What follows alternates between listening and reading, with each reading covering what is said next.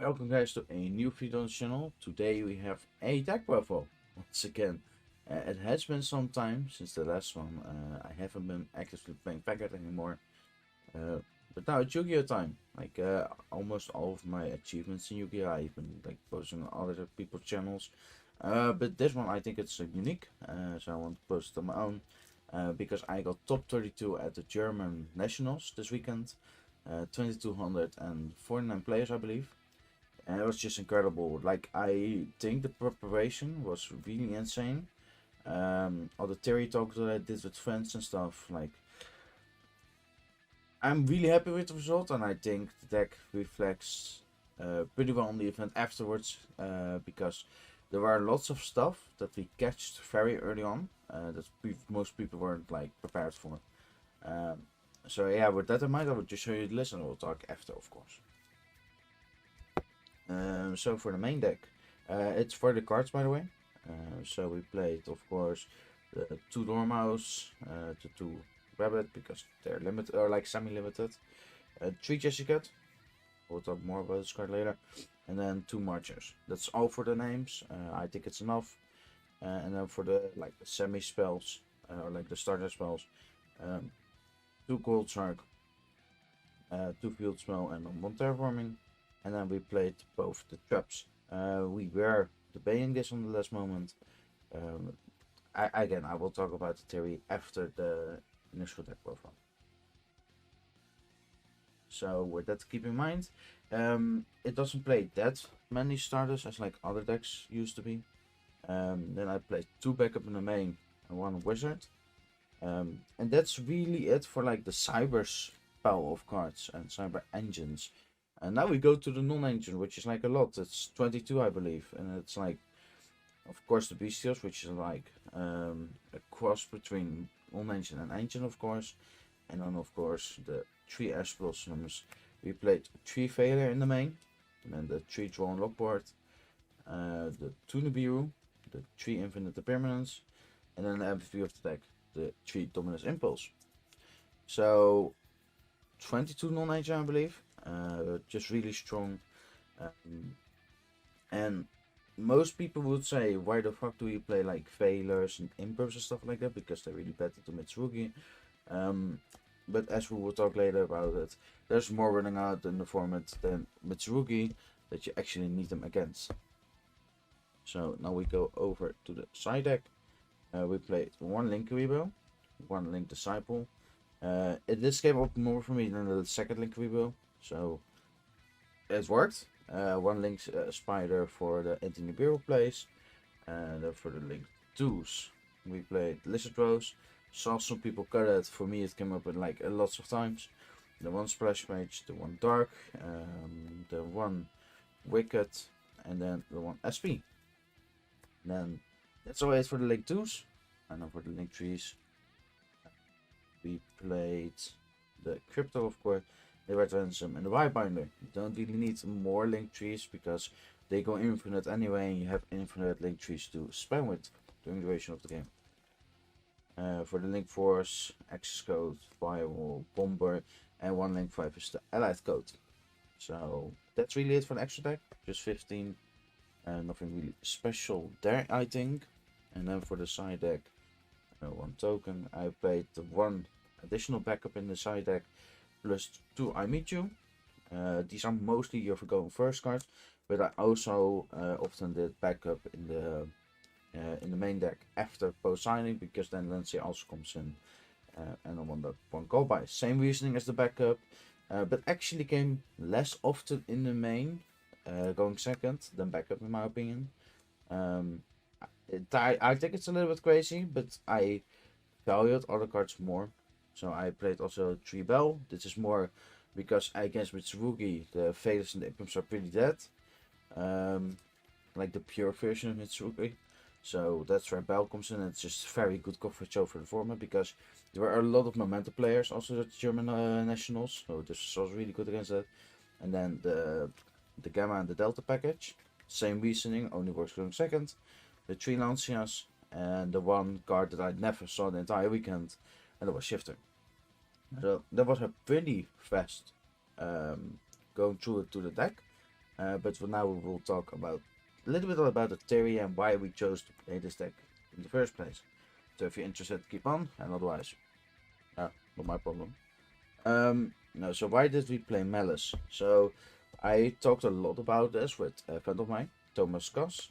He was the main person I talked Terry with, tested like this deck with, and essentially what it came down to is like we wanted to have a very good option also to win going second. And I feel like if you play Mitsurugi and Iceals and stuff like that, they're really good going second in the sense of like X is still a really insane card, but I felt like one X isn't going to be enough to win me like to win me going second. Um, and I really want to have a very big hand trap approach, and that's where Malice just shines at like 22 non-engine. Your engine is I still think it's very like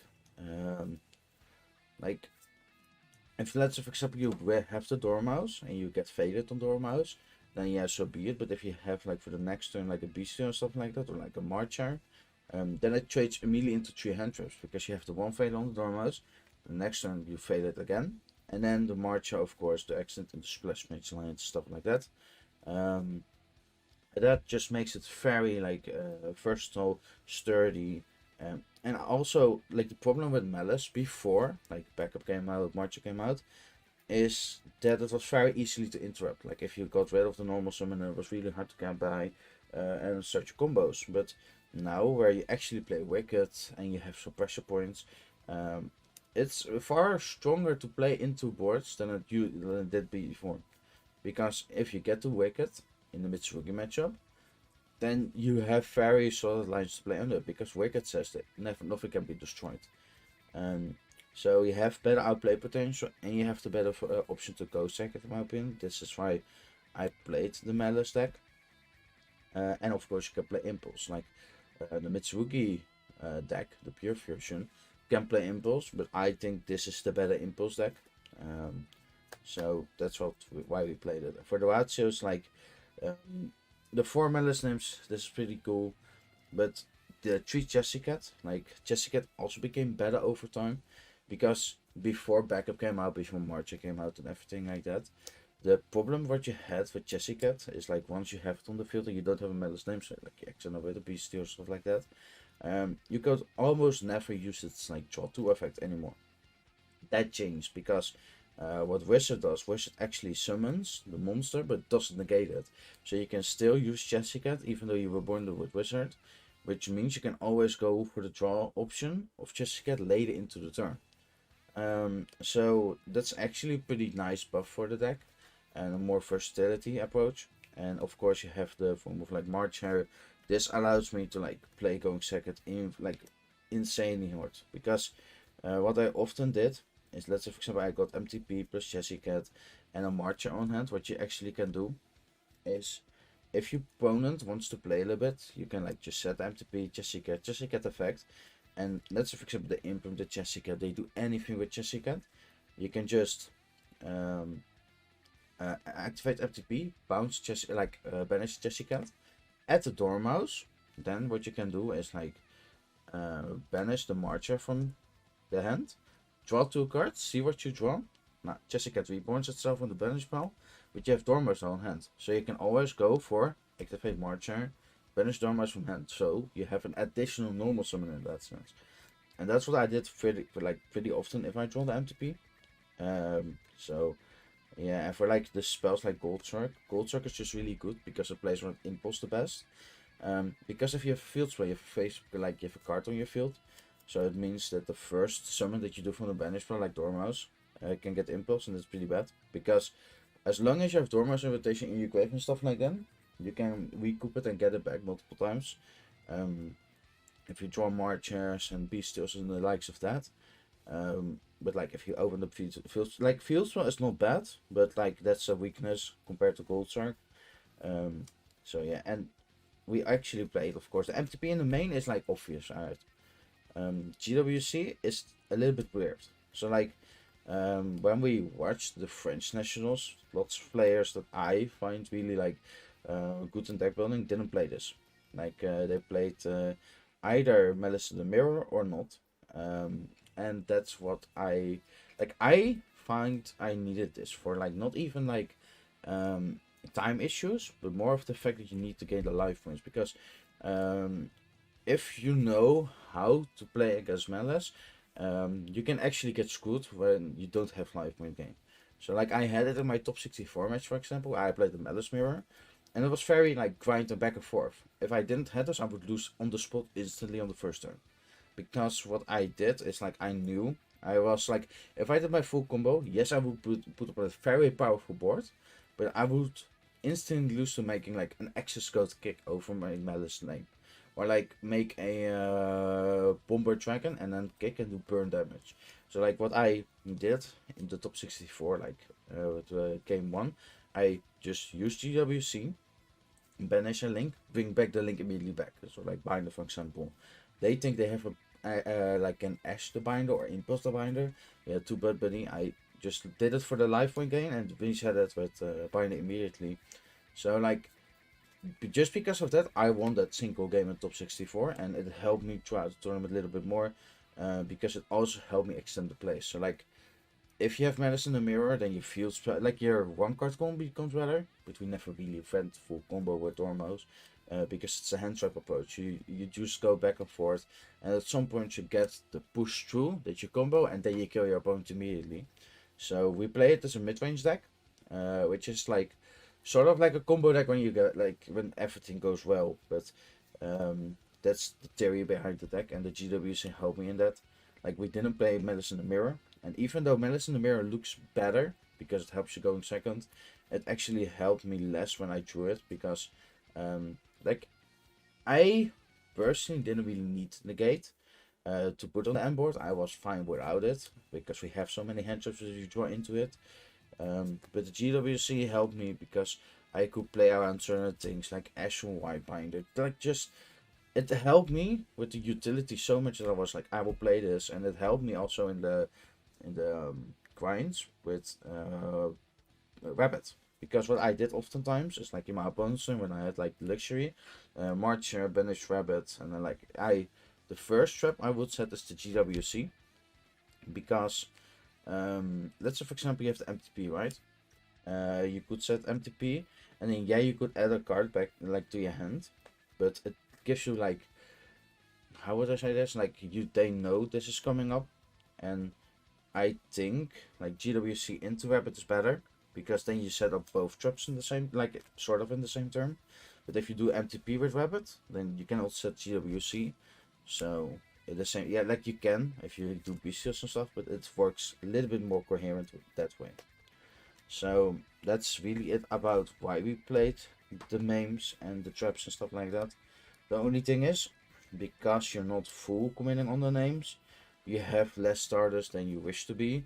But I never found it an issue because even though you sometimes don't have a starter to play, because your hand traps, because your entire deck is essentially hand traps, you can just stop your opponent for a turn or a turn of two if you do it correctly. That you can draw into the names and then you get a push through and then you win the game. Because even though you didn't like hand trap, or like even though you hand trap, you hand traps convert into bodies with Nibiru, Bestials, and the likes of that. We only up to play the 2 backup, of course, and the 1 wizard. Like I found backup to be a really weird card, because if you have to normal summon it, it's super awkward. If you special summon it, it's better. Combining it with a name is the most cracked thing that you can ever do, but the theory is like it's a mid-range deck. You just want to have a push through. What I also often did if I just drew it lonely is like add a Dormouse and then discard something else. So I have a push for the next turn. That's what I did mostly. And then the Wizard, of course. I drew actually Wizard in game 1 more than I did backup. And it's a bit awkward, but it's fine. Then you just add March with the backup. So yeah, and then of course we have like the third backup in the side because in game 2 and 3 it's where the land singers come in, and then you need to discard actually far more. Then like the bestials are like, in my opinion, I think they're self-explanatory. Of course you can say, oh, why didn't you play Serenair? I never found like the cloning of Baldrake came up less often then I rather want to have Baldrake in my hand than the Summoner, even though it means I break more barrel Baldrake. And you actually have that happen because in this deck you draw a shit ton. Like if you do full combo, you draw 3 cards.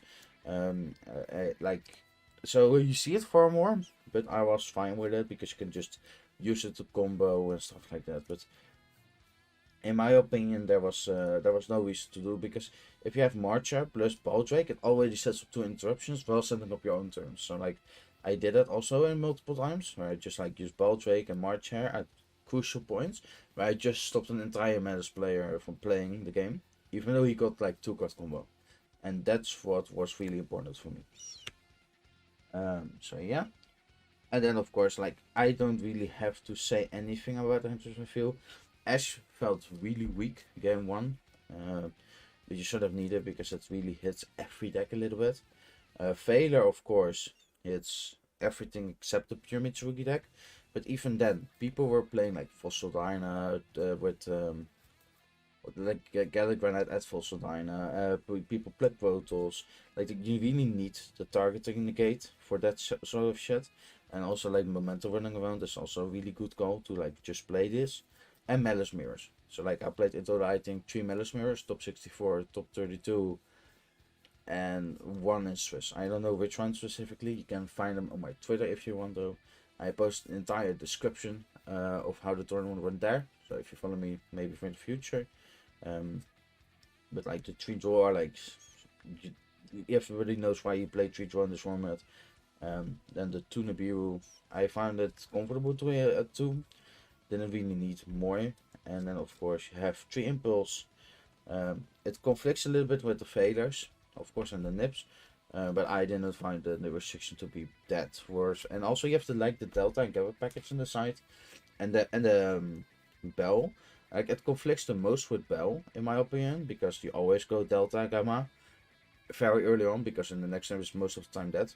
But Bell was the card that conflicted the most with. But I find it like not really that worth.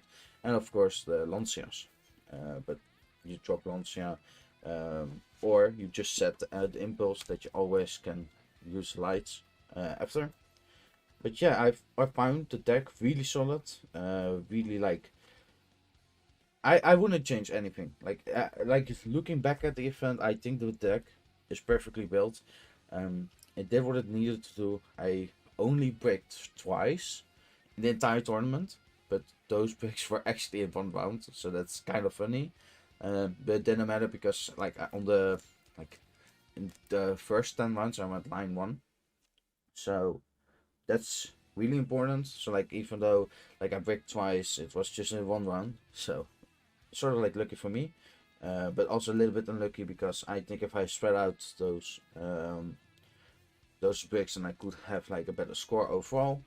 And for the rest, like my die roll factor in this entire tournament is like insanely unlucky. I believe I went from like 12 rounds of Swiss, plus the additional top cut, which is like a total of like 14 rounds. I only won 1 dice roll, which is most important. Like me and Thomas played and built this deck to actually win going second, like consistently, and we did. Like I almost lost every single dice roll. I only won 1. You can see it in my Twitter report, and it's just insane. Like that we just did this based on what we practiced before.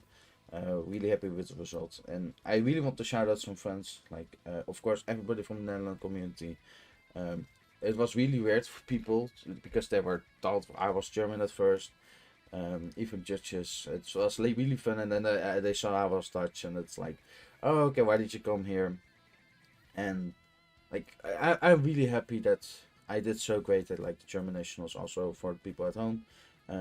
But yeah, specifically like Hoodcake, Erica, everything like that. So really nice. I really appreciate it for everybody that was rooting for me over the weekend.